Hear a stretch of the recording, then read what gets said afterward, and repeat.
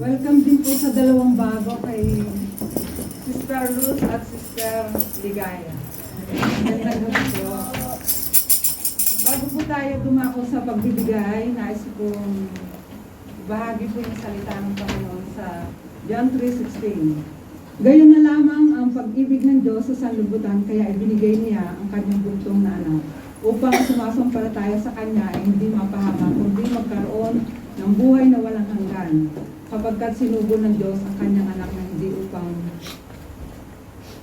mapahama, kundi magkaroon ng walang hanggan. Yun po, yung salamat po sa Panginoon dahil sa kanyang pong pagmamahal. Nararanasan po ba natin lagi sa araw-araw ng buhay na yung pagmamahal po ng Panginoon? Amen. Amen.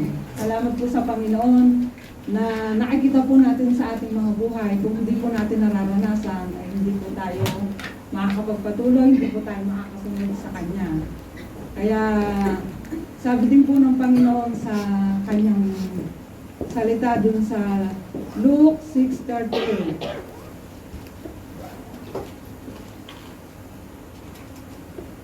Magbigay kayo at bibigyan kayo ng Diyos, gustong takal, siksik, liglig at umaapaw pa ang ibibigay sa inyo, sapagkat ang takalang ginagamit ninyo sa iba ay siya rin gagamitin ng Diyos sa inyo.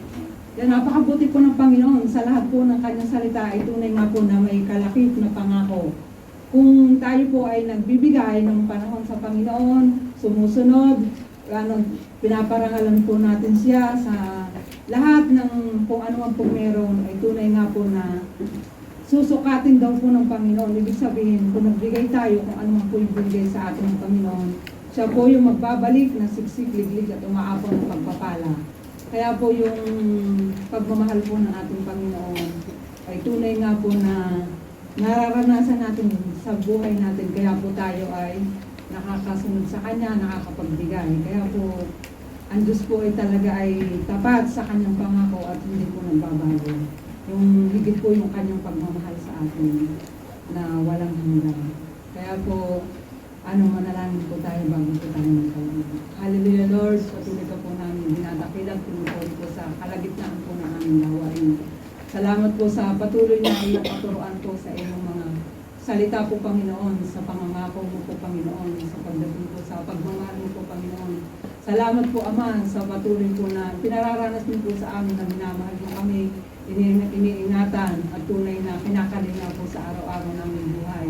Salamat po, Ama, dahil kayo po yung nagkakalob nito at tunay nga po na kayo yung nagbigay ng mga bagay nito galing po lahat sa inyo, Ama. Kaya po, Panginoon, salamat po sa patuloy na pagtuturo sa aming mga buhay. Kung ibibigay nga po namin yung mga bagay na nais niyo po, kayo po yung magbabalik ng siksik, liglig at umaapaw na pagpapala. Tunay nga po sa gabing ito po, Panginoon, sa maghahandog po ng ikapo sa inyo po ng kaloob po, Panginoon, ay tunay nga po na manggaling sa inyong pagpapala sa mga pinagbulan po ng mga pagpapalang ito, pagpalain ito ng mga buhay ng kanilang mga employer, kanilang trabaho, at ang kanilang mga ginagawa po, Panginoon, ay tunay nga po na madakila ka at mapasalamatan po, Panginoon. Dalangin din po, Panginoon, sa malilikom na kaloob ng bawat isa po, Panginoon, ay tunay nga po na kayo ang mag-multiply at maging kasapatan po sa lahat ng pangangailangan ng inyong kaharian.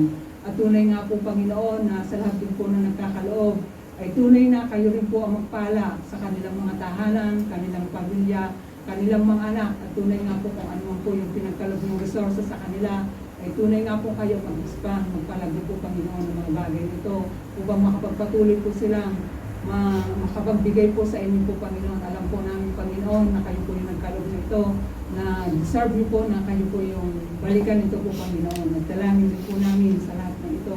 Tunay nga po na kayo po yung aming tinataas, pinasasalamatan, at tunay na dinadakila at ipinaabot po namin ang lahat ng parangal sa inyong dakilang pangalan ng Jesus. Amen.